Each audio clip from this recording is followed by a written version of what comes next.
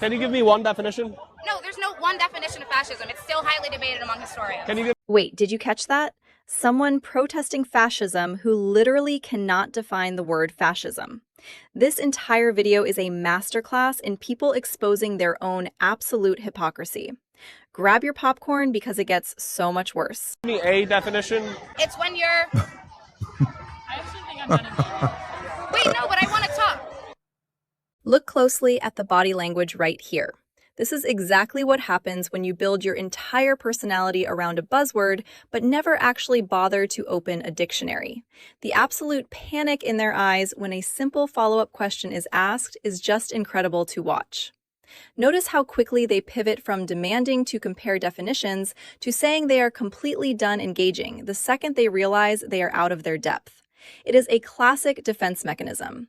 When the intellectual shallow end is exposed, the immediate reaction is to retreat and shut down the conversation completely. We see this all the time with performative activism. People want the aesthetic of the resistance without any of the actual homework required to defend their positions. It is all about the outfit, the megaphone, and the group think. But the moment you isolate them and ask for a basic baseline definition, the entire facade crumbles in real time. It is honestly fascinating from a psychological standpoint. They want to be the revolutionaries, but they cannot even pass a pop quiz on their own ideology. Justice requires courage, and freedom requires that we claim the right to determine our own future. For all of you who have sustained that fight, I am so grateful. Thank you for your service. I'm sorry I can't be with you in person today. Instead, I'm in Ghana continuing the work of reparations to repair the harm of ethnocide through the African Kinship Reunion Project. Okay, you have to appreciate the sheer audacity of this clip. This is an elected state representative who is literally facing an 11-count federal indictment for corruption and wire fraud. And where is she? She is not in her district. She is not facing her constituents. She is casually recording a garden selfie video in Ghana, Africa, talking about reparations. The disconnect from reality is genuinely staggering. Just look at the casual, almost relaxed tone she is using while her political career back home is completely imploding. This is the ultimate form of political deflection. Instead of answering questions about allegedly steering hundreds of thousands of taxpayer dollars to an organization that employed her own daughter, she decides to play the ultimate victim card on another continent. It is a masterclass in misdirection. Politicians at this level operate with a completely different set of rules. They genuinely believe that if they just throw out enough buzzwords about justice and liberation, the public will completely ignore the massive financial scandals happening right under their noses. It is pure, unfiltered political arrogance. He is in 2015 advocating that she and other lawmakers get a cost of living raise. I suggest the Republicans, every last one of you, to you give your paychecks back to the state. And those of us who need to pay our meager little living, that we should pay our meager living, and you give yours back. But today's election. Now, let us connect the dots and jump back to this gem from a few years ago. Look at the absolute sense of entitlement radiating from her right now. She is standing on the House floor, holding an actual basket like a prop, and aggressively demanding that taxpayers give her a cost of living raise. She has the nerve to look other lawmakers in the eye and complain about paying her meager little living. This is the exact same politician who prosecutors say was secretly enriching herself and her family through shady state grants to the tune of $100,000. The hypocrisy is so thick you could cut it with a knife. Notice the aggressive pointing and the theatrical performance. This is how the grift works.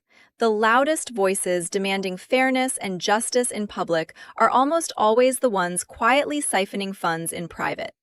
It is a common pattern in machine politics. They put on this massive, fiery show for the cameras to look like champions of the working class, all while treating the state treasury like their own personal bank account. Thrilled when I get invited, to the Diwali festival. I think I've gone 2 years in a row now.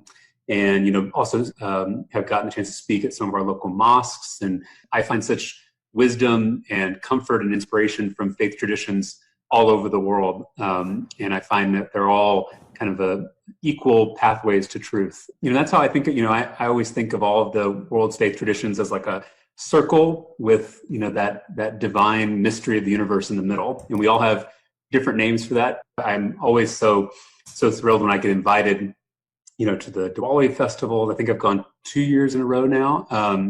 And, also have gotten the chance to speak at some of our local mosques. This is what happens when modern political pandering completely overrides deeply held beliefs. Watch his facial expressions here. He is trying so incredibly hard to be everything to everyone that he ends up standing for absolutely nothing. Claiming that all faith traditions are just equal pathways to some vague divine mystery might sound great at a progressive dinner party, but it completely undermines the core tenets of the religion he claims to practice. It is the ultimate political safe space. He wants the cultural capital of calling himself a Christian without having to defend any of the exclusive claims that actually come with it. Notice how he uses corporate HR speak to describe ancient, fundamentally different religions. It is a watered-down, focus-grouped spirituality designed entirely to secure votes and avoid offending anyone on social media. True faith requires conviction and boundaries, but modern politicians treat religion like a buffet where they can just pick and choose whatever aesthetic gets them the most applause from their target demographic. It is completely hollow. And that's what I have to say to America. Aren't you tired? Aren't you tired of being embarrassed? Aren't you tired of not having anybody hear the desires or your problem? Aren't you tired of having to make excuses that don't make sense? Aren't you tired of things you once believed in being eroded and having to contort yourself to make? Aren't you tired? Turn the mirror around for a second. We have a wealthy Hollywood elitist sitting in a studio wearing a designer bucket hat and sunglasses indoors, looking right into the camera and lecturing everyday people about being embarrassing. The lack of self-awareness here is completely off the charts. He is asking people if they are tired of making excuses, but he is completely blind to the fact that his own political faction has been making excuses for systemic failures for years. Watch the aggressive hand gestures and the condescending tone. This is the exact attitude that is driving people away from mainstream media and celebrity commentators. They genuinely believe they have the moral high ground to scold the working class while sitting comfortably in their multi-million-dollar bubbles. People are absolutely exhausted, but they are not exhausted for the reasons he thinks.